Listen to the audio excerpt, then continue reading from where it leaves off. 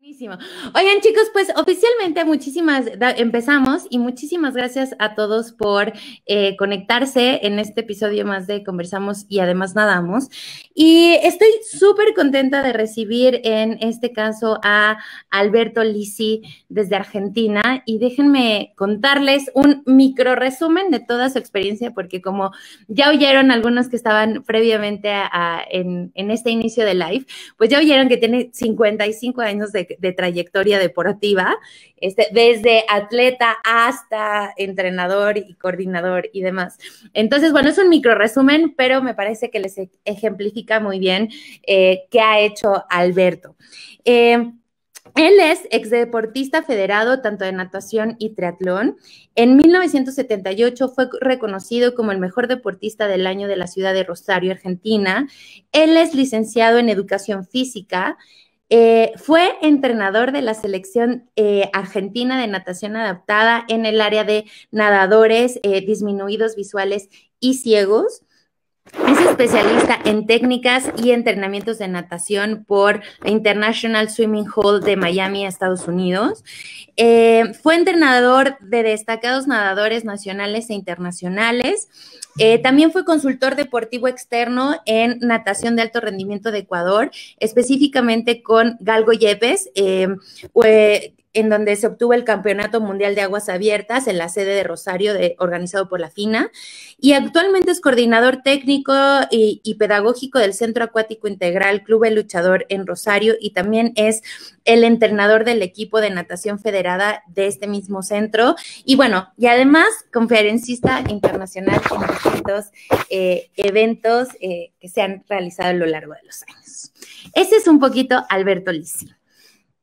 Oye, Alberto, pero esta es tu trayectoria, pero como tú sabes, por ahí nos has visto en algunos lives, hay algunas preguntas que son de cajón y nos gusta que, además de conocer la trayectoria de la persona con la que estamos conversando, pues más bien él se defina con un poquito, ¿no? Entonces mi pregunta sería, ¿quién es Alberto Lisi y cómo te definirías? Bueno, buenas noches, es un gusto desde Argentina, para México y para los colegas y amigos de distintas partes del mundo que estén conectados con nosotros. Yo me podría definir como un apasionado del agua. Y si le pondría, si ese fuera el nombre, el apellido siguiente sería un enamorado de la técnica para, en vez de desplazarse, para deslizarse en el medio acuático. Ok. Ese va a ser un tema muy interesante que podemos tratar un poquito más adelante, como esa diferencia. Oye, Alberto, pero cuéntanos un poco, ¿qué pasa o cómo llegas a descubrir esta pasión por el agua? Bueno, mi papá hacía remo aquí en la ciudad de Rosario. Es una ciudad que está bordeada por el río Paraná.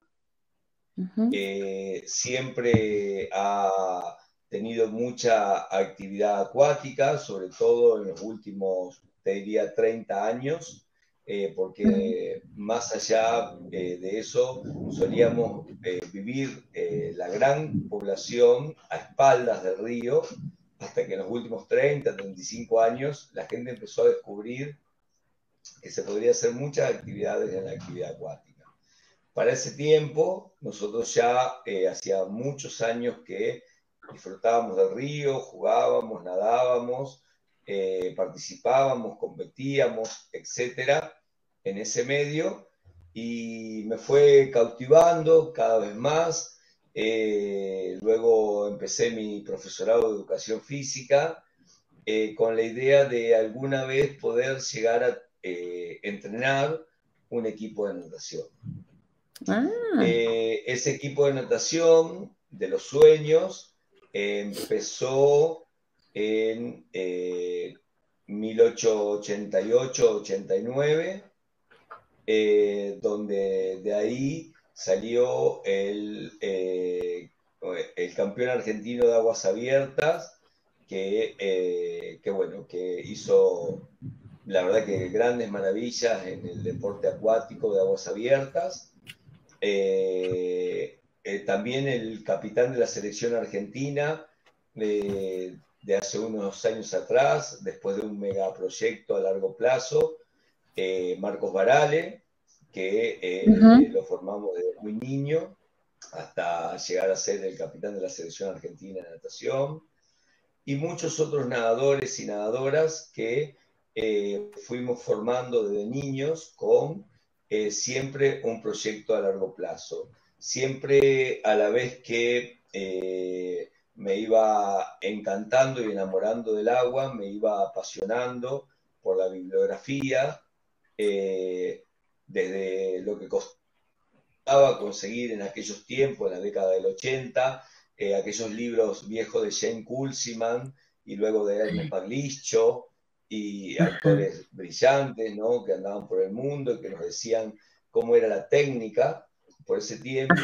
Y todo eso me fue despertando una enorme curiosidad de saber hasta lo que había hecho yo mismo cuando nadaba.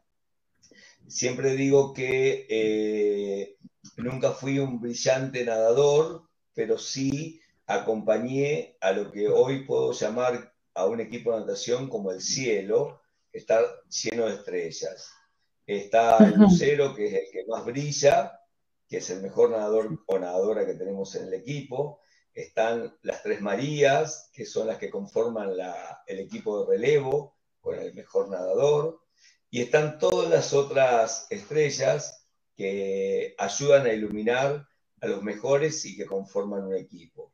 Bueno, desde ahí venimos, pero siempre apasionado por lo que pasaba debajo del agua, arriba del agua, qué pasaba con los cuerpos en este medio tan interesante, y siempre soñando con poder, bueno, poder tener esos equipos desde muy pequeño que vayan pudiendo tener, bueno, al alcance algo que siempre me despertó mucha curiosidad, que era la técnica.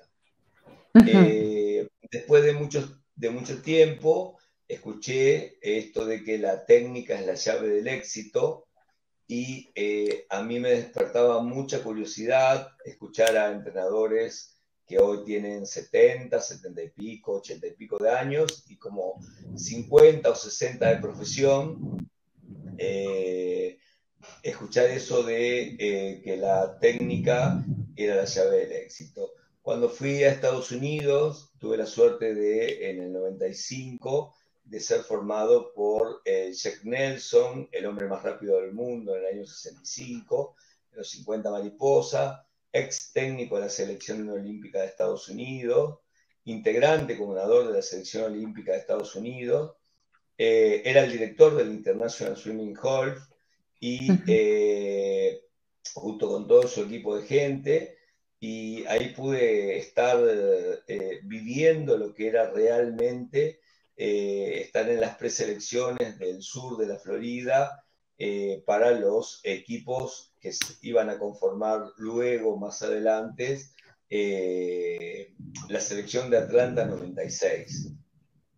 Bueno, ese mundo, nosotros estando aquí, tan lejos, en Argentina, y tan distante, y con tan pocos recursos, comparado a los que allá había, me hicieron llegar aquí a la Argentina y empezar a pensar más que en que los nadadores naden rápido, que sean fuertes y que sean potentes, que sean neurocoordinativamente técnicos y extremadamente sensitivos.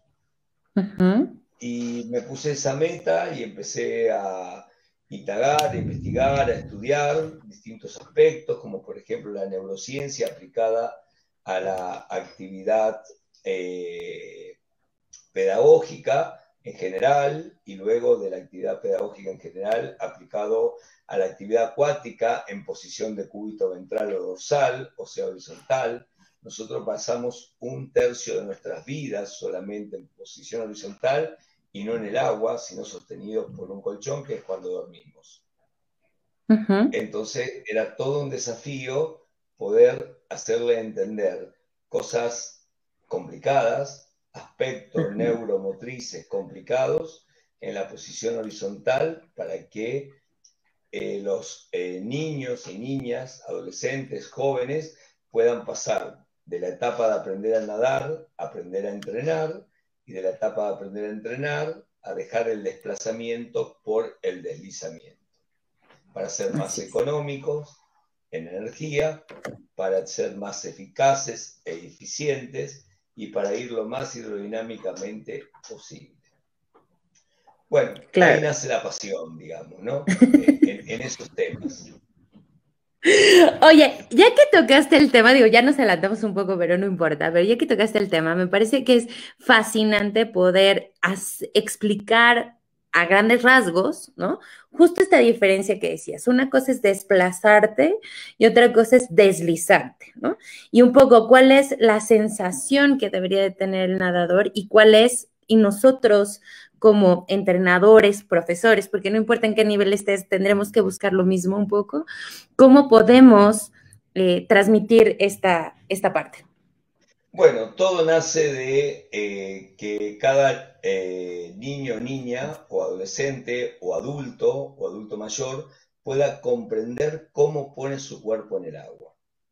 Uh -huh. Luego, poder entender la importancia de que cada cosa que hace una parte del cuerpo debe servir a todo el cuerpo y no Uh ser -huh. unidades separadas o segmentadas de que una parte del cuerpo solamente sirva para arrastrarse en el agua. Hay muchos Uh -huh. nadadores que nadan con tren superior, con muchos brazos, y lo que hacen es desplazarse con los brazos. Hay Uh otros que -huh. son muy potentes de piernas, con la compañía de un poco de brazos, y lo que hacen es desplazarse a través de una gran propulsión del batido de pierna, acompañado por la acción de los ciclos de brazos. Lo que Uh nosotros -huh. tratamos de hacer desde mi centro acuático, desde el que dirijo como técnico y coordinador pedagógico de él, es que los niños aprendan a trabajar con su cuerpo en forma integral y pasar de vencer la resistencia del agua a través de las resistencias frontales, de fricción lateral y de resistencia posterior, a ser lo más finitos posibles o más hidrodinámicamente posible, biomecánicamente hablando, para que tengan un mayor rendimiento con menos coste de energía. Así es, así es. Eso Y además, lleva mucho trabajo en cada uno de los niveles que tenemos en nuestra escuela de natación realmente le ponemos todo el entusiasmo al método.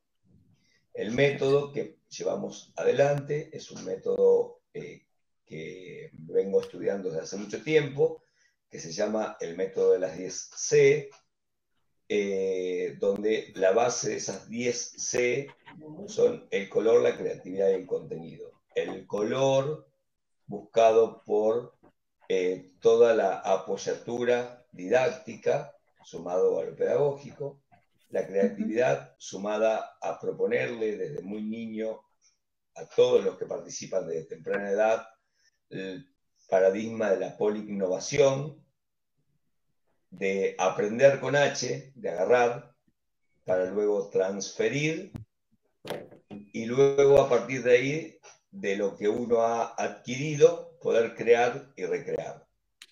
Recrear todo lo que tenga que ver con cosas que se desplacen en el medio acuático, Uh para que -huh. luego puedan aplicarle esa otra set de contenido que tiene que ver con el contenido pedagógico, que ahí recién le pone el técnico. Uh Pero -huh. para nosotros es muy importante en nuestro programa, en el Centro Acuático Club El Luchador, todo lo que tenga que ver con el paradigma de la polinnovación. Que los chicos Uh -huh. y las chicas que asisten desde temprana edad puedan hacerse dueños del agua, Uh -huh. para que luego puedan poner sus cuerpos de manifiesto en ella. Por supuesto. Había una vieja película de Kevin Costner, Waterworld, que le decía a él, a la niña, hay que hacerse amigo del agua para poder andar en ella. Y me parece una definición hermosa de nuestro programa. Claro. Mira, justo está aquí Bego Esparza, que nos ve desde el norte de México, y justo ella hace la pregunta de cómo se logra el desplazamiento con el menor gasto de energía, ¿no? Y yo, antes de esperar tu respuesta, quería como dar un ejemplo. Yo siempre les digo a mis alumnos, que por supuesto no es entrenamiento lo mío, como muchos ya saben, es enseñanza, pero yo el ejemplo que les doy son dos cosas, ¿no? Uno, el decir todo el tiempo, no te pelees con el agua, ¿no? Que tiene que ver un poco con esta frase que mencionabas un poco, ¿no? De cuando le pegas, ¿no? Es como el ejemplo más claro, ¿no? Das la abrazada y azotas, ¿no? Estás peleando con el agua, ¿no? Y así como tú le pegas, el agua responde y entonces ahí te empiezas a atorar. Y el otro elemento que yo hago un poco es, antes de empezar a trabajar elementos finos de técnica con el alumno, le digo, por ejemplo, nada crawl, cuenta tus brazadas, ¿no? A un mismo ritmo. Y después, cuando durante la clase empiezas a trabajar los elementos técnicos, que a lo mejor ahorita nos cuentas, le hago el mismo ejercicio, ¿no? Nada, cuenta y dime cómo te sientes. Y si el alumno logra hacer alguna diferencia, ¿no? Ahí, una diferencia positiva, no solo en la disminución de brazadas, sino hacen de repente algunas explicaciones muy interesantes en términos sensoriales, ¿no? Es que siento que avancé más, ¿no? Es que siento que, iba, no me acuerdo cómo me dijo el otro día un alumno, ¿no? Pero justo, ¿no? Voy más rápido, pero me cansé menos, ¿no? Algunos elementos así bastante interesantes, ¿no? Pero bueno, yo ya me adelanté. ¿Tú qué podrías decir a esta parte que nos pregunta Bego? Bueno, una de las primeras cosas que nosotros tratamos de hacer es que los niños, según las diferentes edades, se hagan amigos de su cerebro primero y puedan percibir a través de él los movimientos interoceptivos, esteroceptivos y propioceptivos a través de los analizadores ácticos que están en la piel, en los huesos, en los músculos y en los tendones. Una clase de natación de nuestro programa quizás tenga muchos momentos fuera del agua. Claro. Otros momentos arriba de pequeñas planchas de gomas de distintos grosores, más gruesas, más finas y con distintas texturas, porque casualmente lo que nosotros tenemos que hacer es despertar la sensibilidad. Cuando uno despierta la sensibilidad en la vida misma, está mucho más perceptivo para recibir y luego para dar. Ni te lo cuento en el agua y en forma horizontal de cúbito ventral y en cúbito dorsal. Nadie anda por la vida ascendiendo y tirándose para adelante para nadar pecho. Nosotros tenemos la idea de ascender y subir en el caballo de la calecita que da vuelta en el mismo lugar que asciende y desciende. Pero ascender e ir para adelante no es algo con lo que andemos en la vida.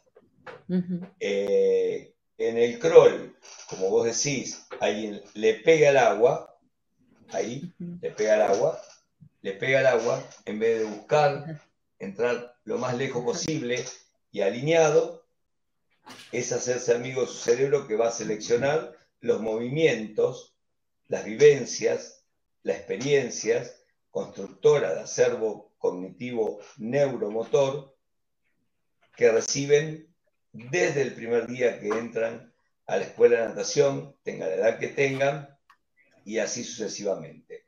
Dos autores de muchos años atrás, de por allá de la década del 70 y el 80, que me encantan, Meinel y Schnabel, haciendo ciencia del movimiento. Ellos hablaban de la importancia de la educación a través del acople y la transmisión y transición. En nuestra escuela de natación, nosotros trabajamos sobre la huella, decían Meilen y Schnabel, del ciclo anterior. Nuestros programas, cuando ideamos el centro acuático, que es muy joven, que tiene menos de 6 años, donde estamos ahora, lo planificamos a 24 años. 24 años son 6 ciclolímpicos. Por 4 años cada ciclo olímpico son 24.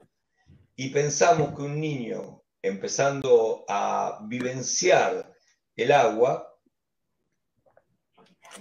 a los 4 a los 5 años iba a llegar a los 24, 25, 26 o 27 eligiendo el agua como medio de vida locomotriz y ludo-psicomotriz para jugar y vivenciar para una mejor calidad de vida o para disfrutar del agua entrenándose. Y si elegía uno o dos caminos, cualquiera de los caminos, el de la calidad de vida, el de permanecer mucho tiempo, el de usar el medio de haber aprendido a nadar para disfrutar de el canotaje, el windsurf, el skateboard o lo que fuere, estaba muy bien. Y si lo elegía para ser un nadador con potencial hacia el alto rendimiento, iba a tener que pasar a una segunda etapa, que era aprender a nadar para aprender a entrenar. Y aprender a nadar para aprender a entrenar es un paso muy importante que uno debe analizar, comprender, reflexionar y luego educar para el movimiento, que es aprender a entrenar. Muchas veces nosotros, los entrenadores, con las ansias de ver a algún adolescente o algún puber, algún niño de 12, 13 años, que ya nada los 4 estilos, que es bastante hábil para resolver los viros o los giros o las vueltas, y que tiene un buen empuje desde el cubo de partida y entra bien en el agua, que ha comprendido, creemos que ya está dispuesto para empezar a entrenar. Nosotros, con nuestro programa y nuestro método, creemos que está dispuesto para aprender a entrenar. Creemos más en los procesos a largo plazo que en los procesos a corto plazo. Claro. Entonces, eso lleva mucho más tiempo porque no nos basamos en la base de la repetición, sino en la base de la indagación. Indagar su cuerpo de forma lateral, diagonal, oblicua, ventral, dorsal, vertical, vertical con la cabeza para abajo, vertical con los pies para abajo. Realmente lo hacemos amigo del agua. Y le preguntamos muchas veces a ellos lo que muchas veces antes, cuando yo nadaba o cuando algunos entrenadores hoy siguen preguntando, si te agarrás bien en el agua. Ese parece una palabra o un dicho o una frase muy hecha, digamos, ¿no? ¿Te agarrás bien en el agua? Y los nadadores realmente, cuando están en etapas formativas, no comprenden bien qué es agarrarse bien en el agua. Sí. Entonces nosotros quizás lo llenamos de palabras biomecánicas, técnicas, que son muy analíticas y muy interesantes para saberlas, pero le dejamos a ellos una incertidumbre sin dilucidar, que es indagar cómo ellos van a hacer para llegar con menos brazadas del otro lado. Así es. Porque una cosa es hacer contar brazadas y otra cosa es que ellos descubran cómo hacen para hacer menos brazadas. Porque cada uno, como tiene una letra en la escritura y tiene una voz en la oralidad y tiene una manera de expresarse en la gestualidad, también tiene una forma de manifestarse en forma horizontal en el agua. Claro.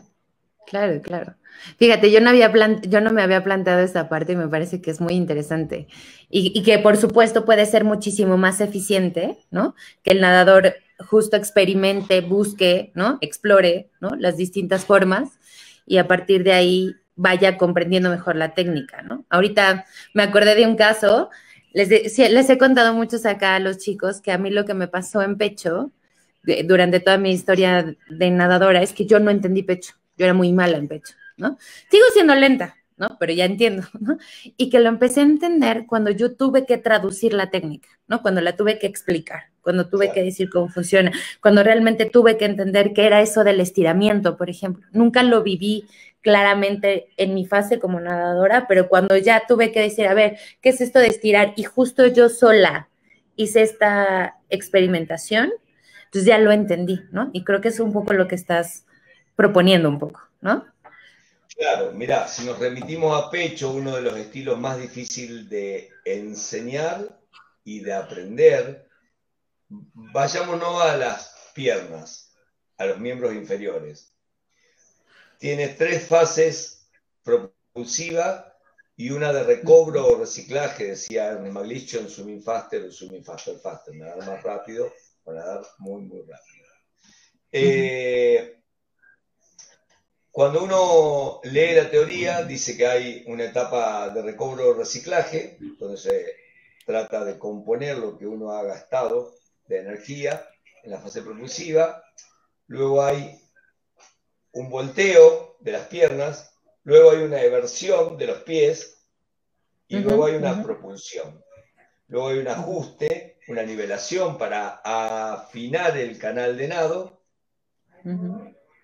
Otro gran tema que nosotros proponemos, que ellos investiguen los canales de nado, más magros, más gruesos, y que puedan encontrar el canal de nado adecuado para transferir a través del agua. Y si vos le decís a un chico,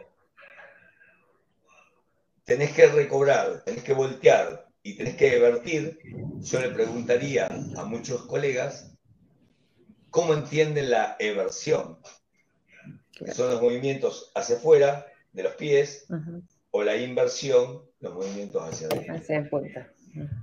Entonces uno tiene que ser muy didáctico en esa pedagogía para que puedan experimentar qué es evertir e invertir.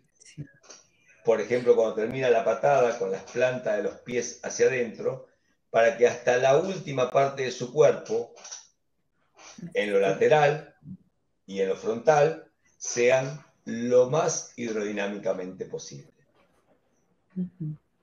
Uno tiene que transferir su cuerpo, sea de la talla que sea, a lo más fino que pueda avanzar en el agua. Oye, Alberto, me gustaría contarte... Te sumo algo más. Siempre me gusta decirle a nuestros adolescentes que están transitando la etapa de aprender a nadar para aprender a entrenar, que cuando van a una competencia, la niña o el niño que está en el cubo de partida a un lado o al otro, nunca es su rival. Que los dos principales rivales del nadador son la resistencia del agua, número 1, y lo que tardan en reaccionar ante una respuesta percibida. Ya sea la voz del largador, la atención que tengan ante la reacción en una velocidad de latencia, ante estar concentrados totalmente para poder hacer un buen vuelo aéreo, llevar el aire limpio suficiente, luego de haber largado el dióxido de carbono y entrar lo más hidrodinámicamente posible al agua, deslizarse a través de un nado subacuático y ubicar su cuerpo en el agua como medida fundamental para a partir de ahí hacer lo que tienen que hacer a través de la cantidad de brazadas que deban hacer por metros recorridos. Claro. Todo eso lleva mucho tiempo, lleva mucho más trabajo pedagógico y didáctico, vivencial y experimental. Ya decía Paulo Freire, un gran pedagogo brasilero, que no tenía nada que ver ni con el deporte, ni con la educación física, ni con el entrenamiento, pero era un gran pedagogo que enseñaba en las favelas brasileras. El hombre aprende cuando comprende. ¿Cuándo comprende? Cuando ha podido aprender con H, ha podido agarrar esos conocimientos, lo ha podido desmenuzar, lo ha podido reflexionar, lo ha podido analizar y lo ha vuelto a poner en su posición de cuerpo en el agua y en el agua de la mejor manera posible. O sea, es un analista de su propio movimiento. Debería explicar sus movimientos en el agua mejor que cualquier biomecanicista adaptado a la propia edad biológica, cronológica y de historicidad acuática que tenga en su vida acuática. Claro, claro. Oye, Alberto, déjame contarte por acá. Alan hace un comentario, dice, ustedes buscan la eficiencia por sobre el rendimiento. De nada sirve un nadador que se esfuerza y mete el acelerador a fondo con el freno de mano puesto, ¿no? Técnica y rendimiento son cosas diferentes. Y dice, mi frase es, entrena, no te canses. Perfecto, estamos diciendo lo mismo. Claro. Que lo que va a hacer es entrenarte con el mayor rendimiento, con economía de energía, usando bien los esfuerzos, la densidad del esfuerzo y la aplicación de los estímulos, es la técnica. Claro. Es el gesto neuromotor asociado al agua. Por eso nosotros tratamos de decir, hacete amigo de tu cerebro. Cuando vos podés asociarte a tu cerebro con atención, con concentración, con motivación, con predisposición, vas a poder lograr tener la paciencia y el temple necesario para poder realmente sentir si tu perímetro de mano está agarrando agua como tiene que agarrarla, o si tu codo está semi-caído y no hay un buen ángulo entre tu antebrazo y tu brazo, o tu muñeca firme para agarrarte bien en el agua. Todo eso lleva mucho tiempo. ¿Da menos medallas en la proximidad? Por supuesto. ¿Da más rendimiento a largo plazo? Por supuesto. Claro, claro. Oye, por acá... Es el tiempo que uno le quiera emplear a la pedagogía y a la didáctica de la natación. Claro. Y también cuál sea tu objetivo, ¿no? O sea, si tu objetivo es ganar el campeonato mañana, pues ocuparás una cosa, pero si tu objetivo es... Si el objetivo de ganar el campeonato mañana sea mañana, quizás lo ganes o quizás no, pero en el medio hayas roto a muchas nadadoras y nadadores. Exacto. Pero roto no es solamente fisiológica, no, biomecánica y muscularmente, sino fundamentalmente es psicológicamente. Correcto, correcto. Y el entonces, método la que... integralidad es lo que hace al deportista. Claro, claro. Es ahí un punto interesante. Oye, y por acá Sercha se pregunta, ¿qué tan importante es el trabajo en tierra para ser aplicado en deslizarse en el agua? ¿Se requiere una brazada y una patada más fuerte? Bueno, una de las cosas fundamentales para nosotros, no hablo de la pura verdad o de la única verdad, sino hablo de nuestra experiencia en el proyecto, es que fuera del agua el nadador puede verse y puede ver a otros.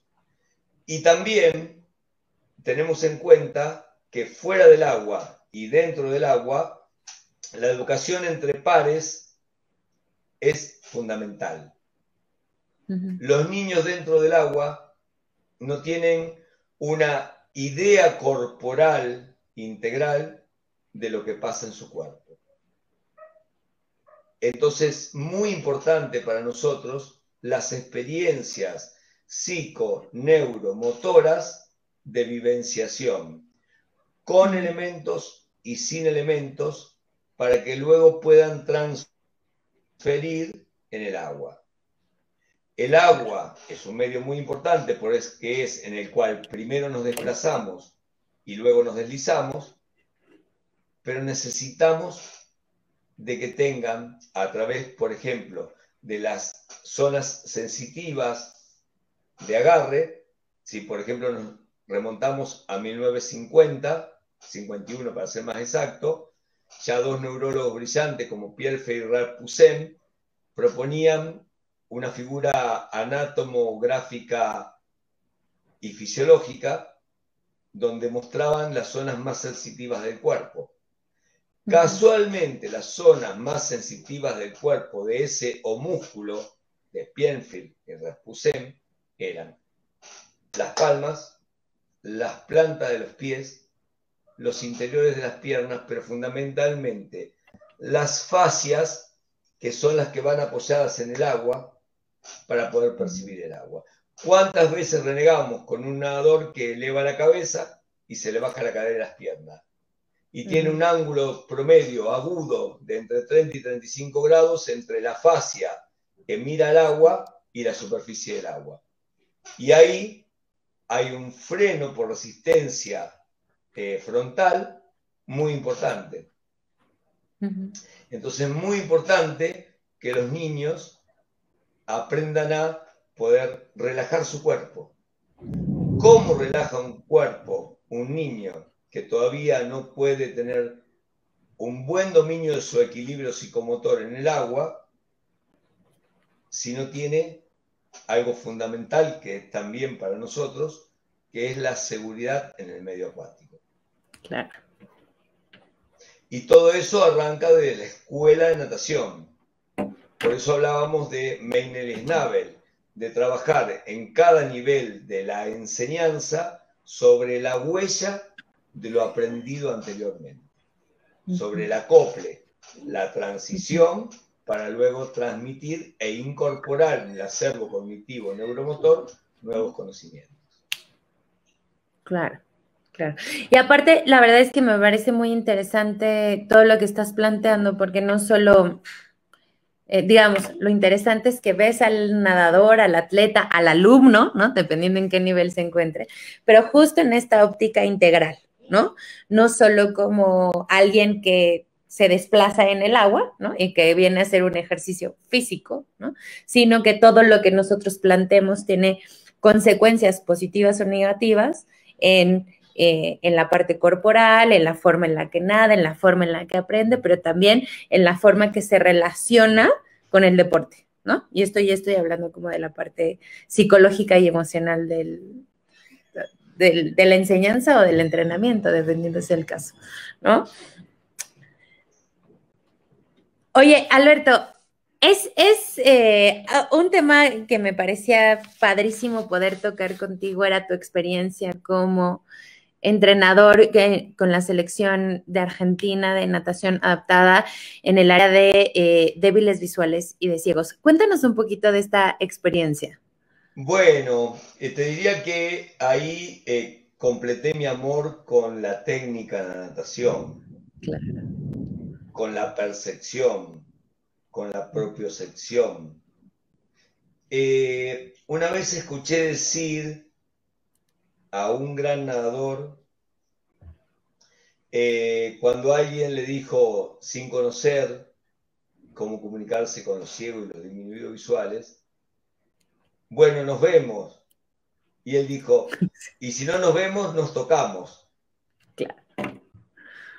Entonces aprendí de ese nadador, que fue un gran nadador, a esta cuestión de tocar para aprender. Y ahí convertí un grupo de nadadoras y nadadores en finalistas mundiales. Por ejemplo, Anabel Moro, subcampeona del mundo en 100 pechos, finalista con una española y una polaca. O podios paraolímpicos, porque los llevaba a trabajar a ellos con los convencionales o normales, supuestamente, en la visión. ¿Qué aplicaba con ellos? La percepción, la sensibilidad, la propiocepción. Y en vez de yo decirle qué veía desde afuera de cómo ellos estaban poniendo sus miembros en el agua para que la acción de una parte del cuerpo se iba a todo el cuerpo, nos sentábamos a hablar después de los entrenamientos, antes y durante, de qué sentían ellos para yo poder aplicar lo que ellos sentían y dónde mejor se sentían en el agua. Bueno, fueron 7 años de trabajo arduo, desde el 2000 al 2007. Después yo me retiré, quedaron clasificados en los Juegos Panamericanos de Brasil 2007 para el campeonato para Beijing. Y anteriormente habíamos ido a la Copa del Mundo a Durban, a Sudáfrica, donde ahí pudimos lograr una gran marca con estos chicos que te decía, Anabel Moro y Sergio Saya, que una de las cosas fundamentales era sacarlo de su esfera. La esfera era estar con pares que eran ciegos y disminuidos visuales. Romper esa esfera de percepciones era llevarlo a nadar con convencionales. Donde en vez de escuchar que el entrenador le decía a un nadador, ojo la vuelta, nosotros lo tocábamos con un tapping, sabiendo en qué parte del cuerpo era más efectiva para que llegue la respuesta más rápido. Claro. Entonces ahí aprendimos de ellos, la importancia de la técnica en los convencionales, visuales, nadadores convencionales, y en los ciegos y disminuidos visuales. Claro. Justo. Adelante.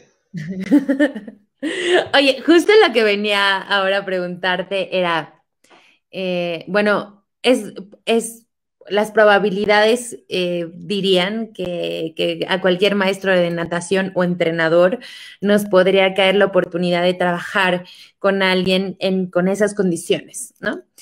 Lo que te quería preguntar era, ¿qué tips, ¿no? O qué consejos podrías dar, ¿no? Para que realmente sea una clase, digo, ahorita ya mencionaste algunos, ¿no? Pero una clase o un entrenamiento eficiente, ¿no? ¿Para ciegos y disminuidos visuales? Sí. Mira, observarlos, escucharlos y aprender de ellos. Cuando yo llegué por concurso de antecedentes y oposición, yo era un entrenador de convencionales que había dejado de entrenar nadadores de alto rendimiento para ponerse en la dirección general de un centro acuático. Y había dicho, voy a tomarme un tiempo para no estar constantemente 3, 4, 5 horas en el borde de la piscina entrenando.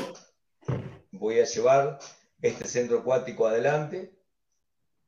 Y en ese momento, en esos años, alguien me llamó de la Secretaría de Deportes de la Nación de Argentina para concursar el cargo como entrenador nacional para ciegos y disminuidos visuales. Y yo le dije que era una locura porque yo no sabía nada de ciegos ni disminuidos visuales, que solo había podido llevar algunos nadadores, integrantes de seleccionados, pero nada más que eso. Ujú,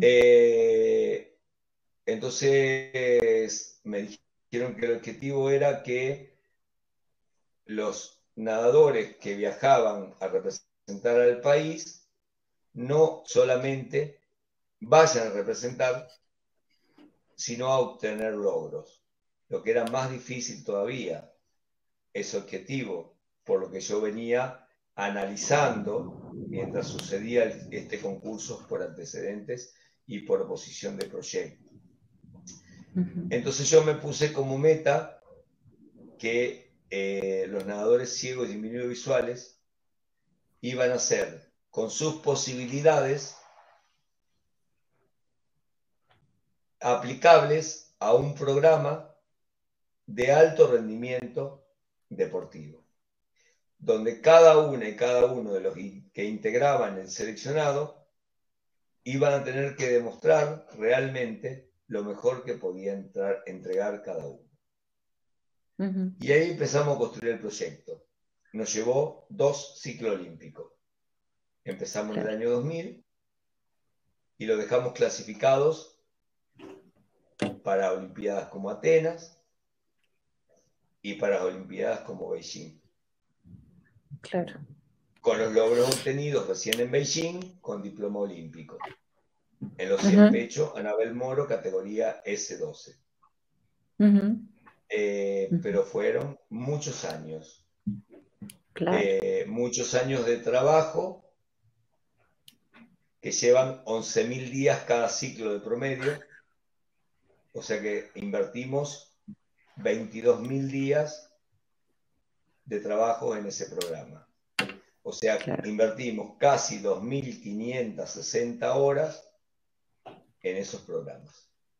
Ujú. Que ya lo habíamos hecho con los convencionales, con un nadador de aguas abiertas de gran nivel y con un nadador de gran nivel que luego llegó a ser el técnico de la selección, el capitán de la selección argentina de natación.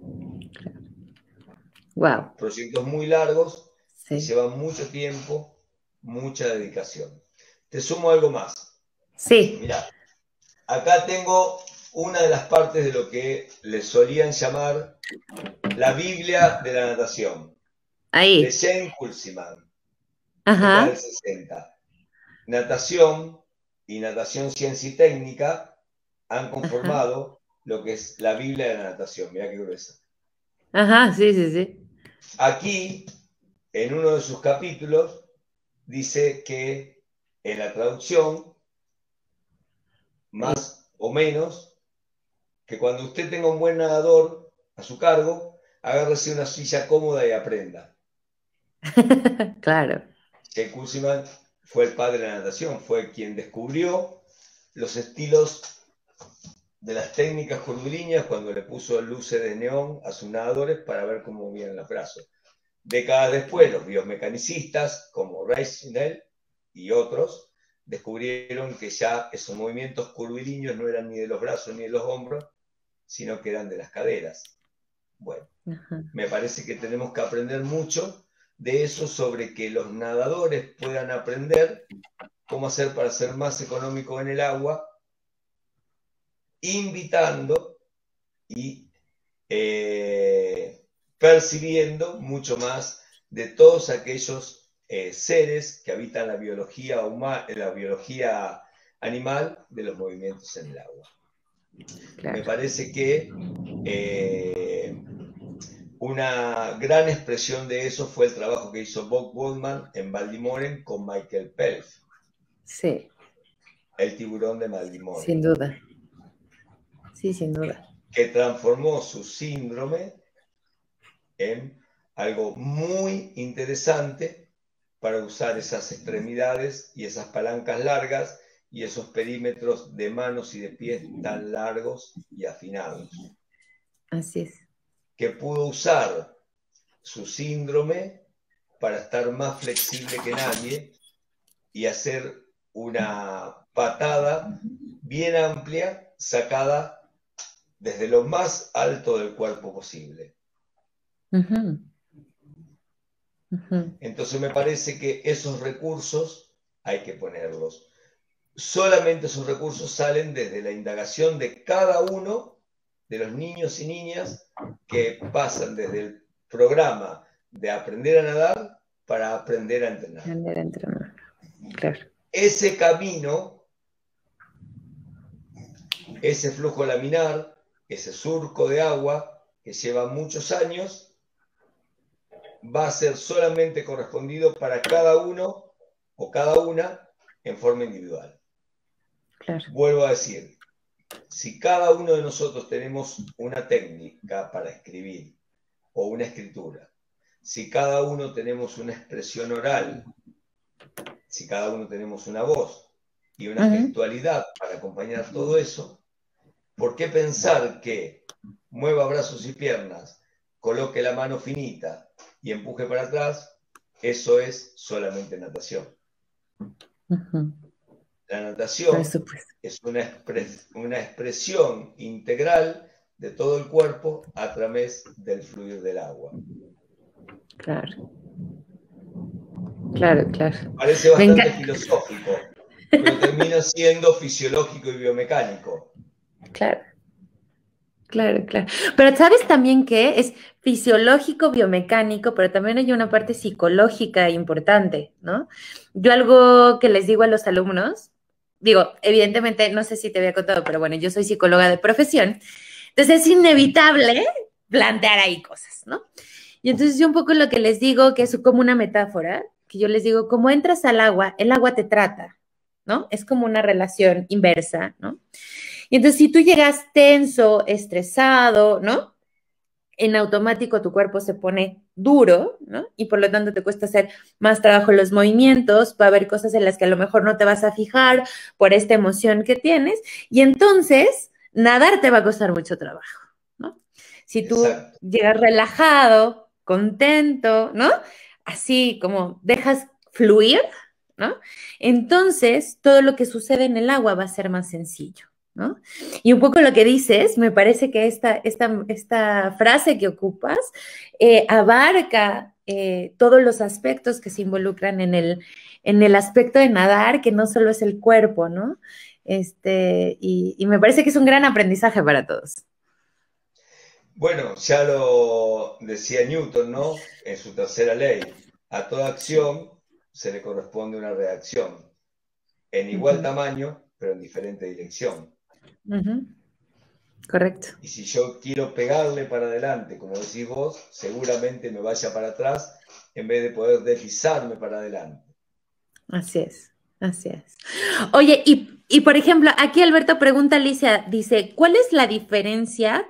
Tú que pudiste hacer este ejercicio de tener nadadores convencionales en cuanto a la vista y nadadores con algún tipo de discapacidad visual, pregunta Alicia, ¿cuál es la diferencia en cuanto a actitud entre un nadador regular y uno con discapacidad? Son más perceptivos y más atentos. Claro. Oye, y por ejemplo, cuando hiciste, yo analizaba esto que hiciste y yo decía, es que de eso se trata la inclusión, ¿no? De que, porque estar cada quien en su esfera y hablando también los regulares o convencionales tenemos una esfera también, ¿no? Entonces, que cada quien esté en su esfera no habla de inclusión, sino que cada quien está en su grupo, ¿no? ¿No? Al incluirse y que ambos tipos de nadadores se tuvieran que adaptar, ¿no? En cuanto a desde las instrucciones del coach hasta cómo sé que voy a rebasar o que voy a alcanzar, ¿no? ¿Cómo viste esa parte con los nadadores? ¿Cómo lo aceptaron? ¿Cómo fue? Mira, una de las cosas que recuerdo mucho por quién es la persona que se acercó, estábamos en un torneo, en un campeonato nacional, y se acercó un gran entrenador de aquí de Argentina y me dice, ¿cómo hace para que esta piba dé la vuelta en pecho tan rápido y tan ágil sin tocarla?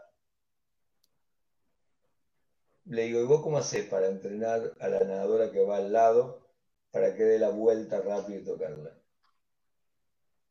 Y se quedó pensando, dio unos pasos para atrás.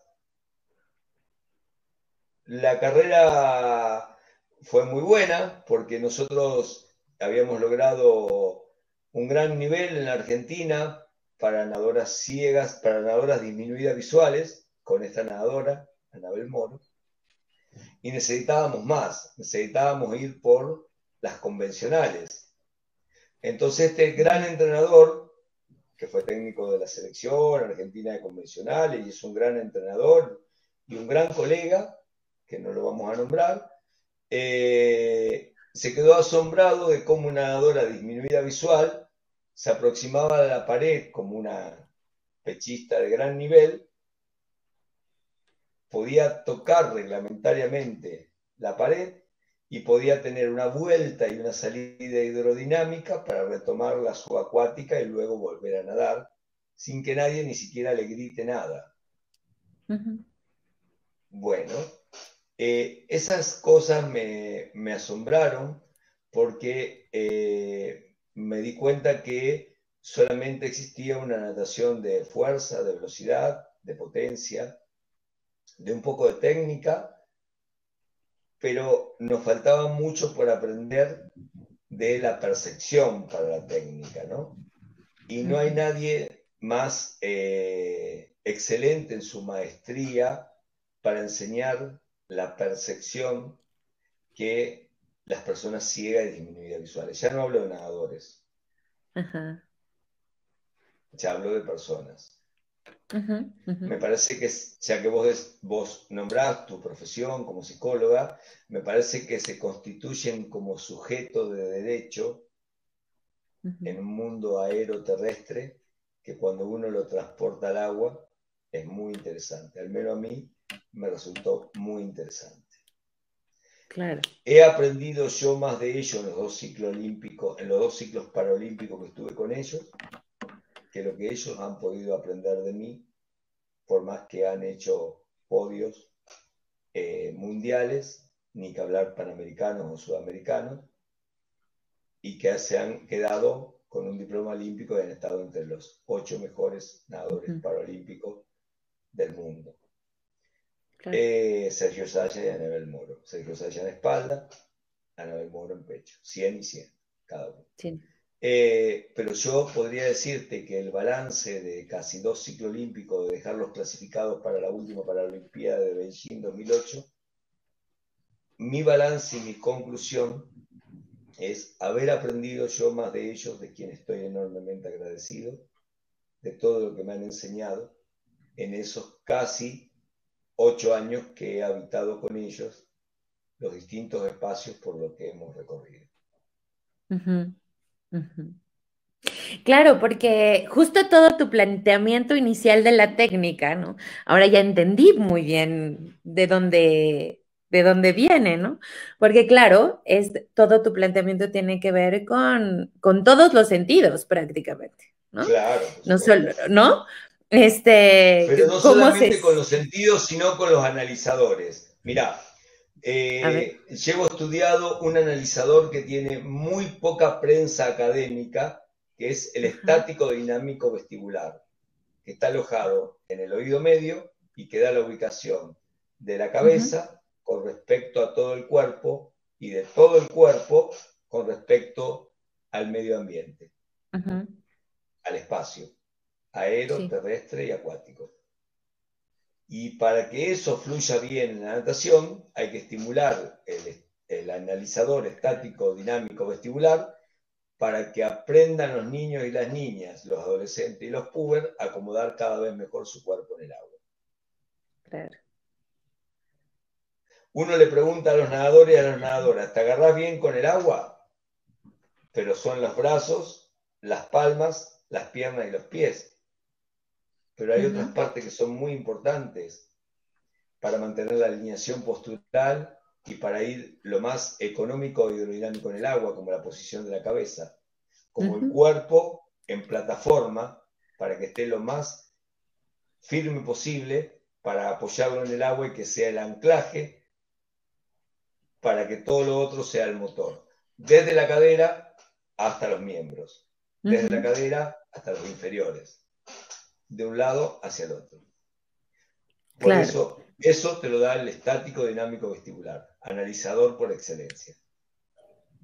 Wow. Súper, súper, súper, súper interesante. Oye, dice Brigitte Bardot, dice, soy fan del... Ajá.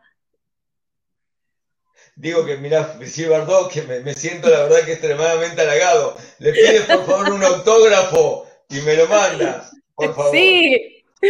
Oye, ella dice que es fan de los Paralímpicos y que admira mucho todo el trabajo que has hecho con los débiles visuales.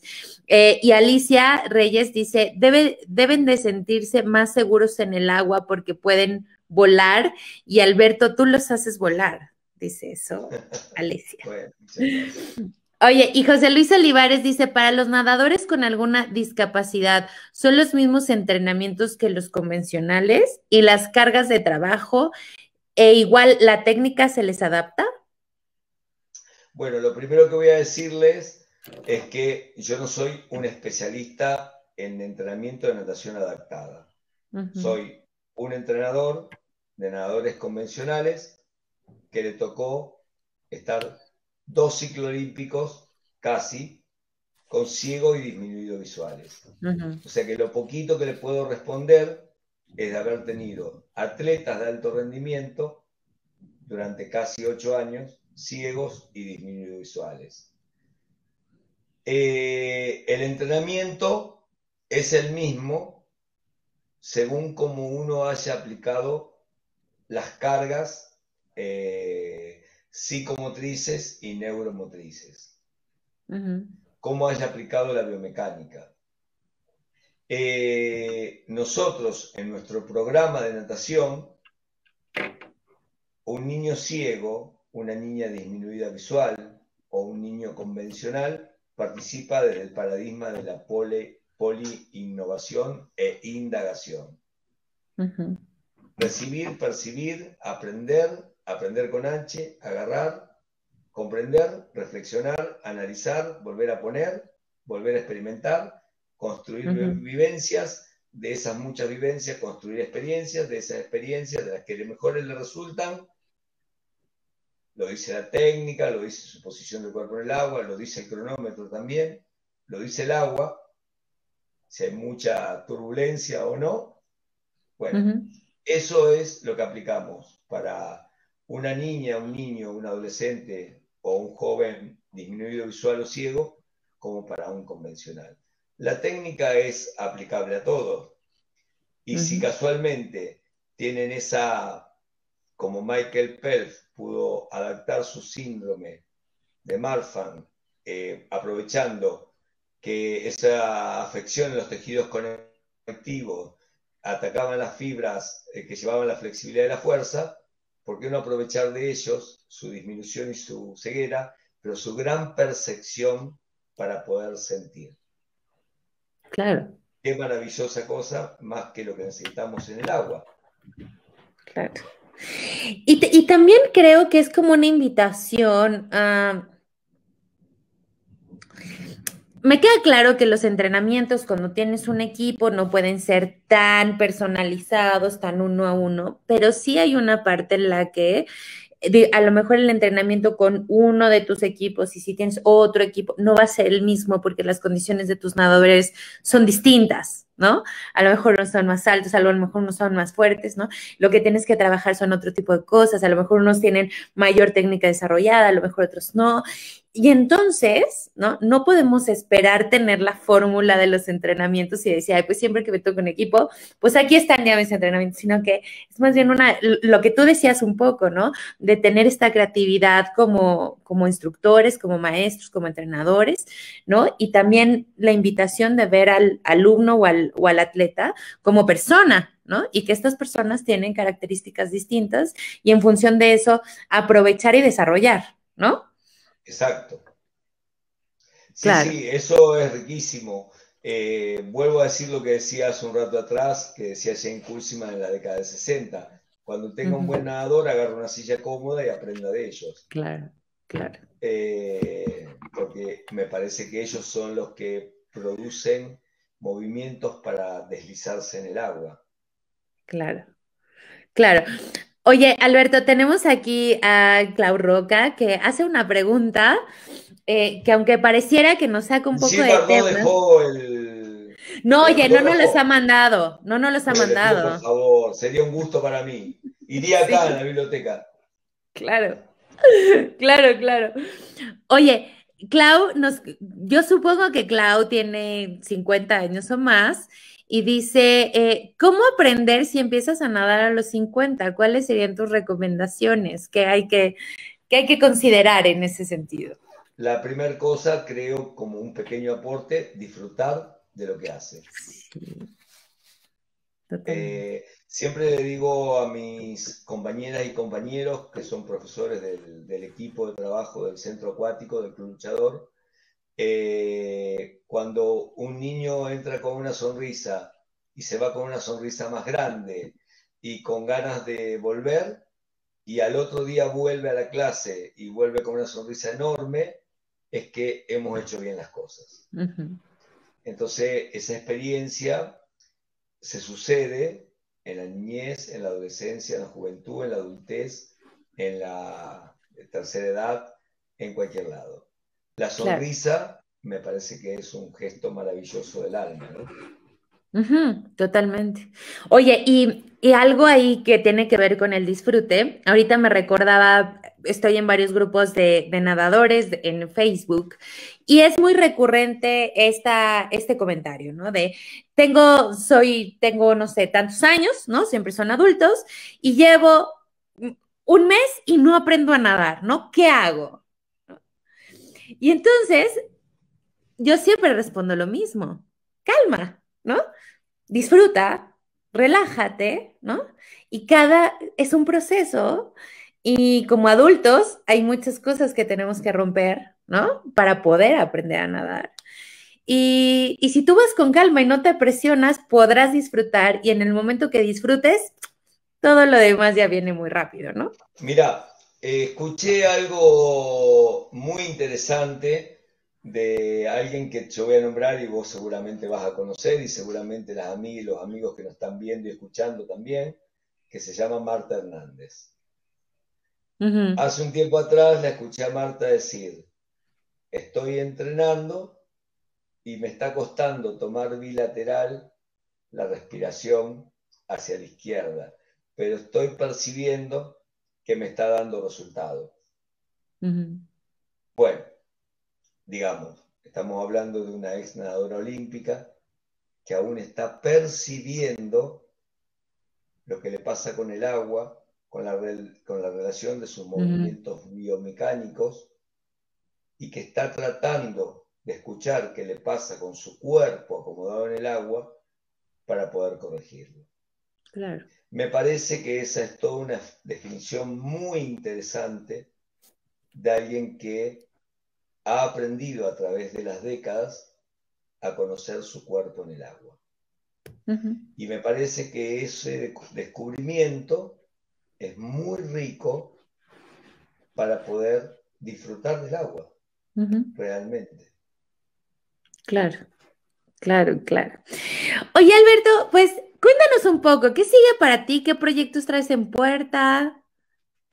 Bueno, uno de los proyectos que estuvimos trabajando mucho fueron estas jornadas intercontinentales que pasaron el Ujú. sábado que viene, que empezaron con un pequeño paso, una pequeña burbuja en este océano enorme de las actividades acuáticas. Ujú.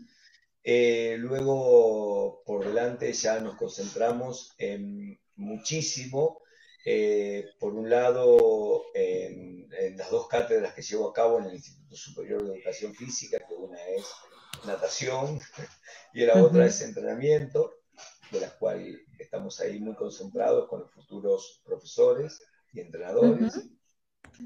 Y por otro lado, estamos trabajando mucho con nuestro centro acuático, muy concentrados en la organización didáctica y pedagógica, dado la pandemia, porque estamos muy atentos Claro. a todo lo que tenga que ver con la prevención y los casos que se van suscitando de nuestros participantes y o de familiares con casos estrechos que hay que estar muy atento. Ujú. Hoy llevar la coordinación técnica y pedagógica de un proyecto educativo, como me gusta llamarlo a mí, educativo a través del movimiento y Ujú. como medio el agua, lleva mucha concentración, mucha atención, así que estamos muy concentrados en eso.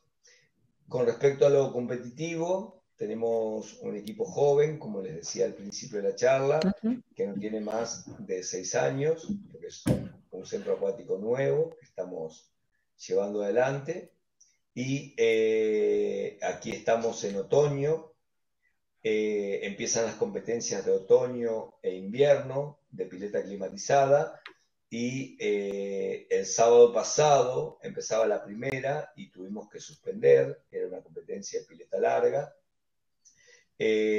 porque, bueno, digamos, hay nuevas medidas restrictivas en nuestro país y en nuestra Ujú. provincia y más aún en nuestra ciudad, en Rosario. Así que eso nos hace concentrarnos muchísimo en la calidad de la propuesta pedagógica y en Ujú. la prevención en cuanto a la calidad de vida en torno a los programas acuáticos, ¿no? Así que estamos Ujú. ahí muy concentrados. Nos han hecho algunas propuestas particulares para participar de charlas, congresos y demás. Nos han invitado a, yo trabajo también como revisor y supervisor de centros acuáticos de distintos lugares cuando nos consultan sobre cómo está la organización de ese centro acuático, de esa escuela de natación, cómo están los niveles, cómo están los desarrollos. Así que también concentrado con ese trabajo en distintos lugares, en distintos países que nos suelen consultar, viendo sus planes de desarrollo, cómo están los niveles y demás. Así que ahí tenemos los cañones apuntados. Buenísimo, Alberto. Pues está padrísimo. Oye, y pues, o sea, el tiempo se nos fue de volada, ya estuvimos platicando un ratote y si se pudiera seguiríamos un ratito más, pero bueno, también sé que ella es un poquito tarde en Argentina y bueno, te estás desvelando con nosotros, lo cual agradecemos muchísimo. Pero pues para cerrar, no sé si hay algún mensaje en particular que le quieras dar a todos los que nos están escuchando esta noche. Solamente decir muchas gracias a todos los que nos escucharon y todos nos vieron. Agradecerte también enormemente a vos.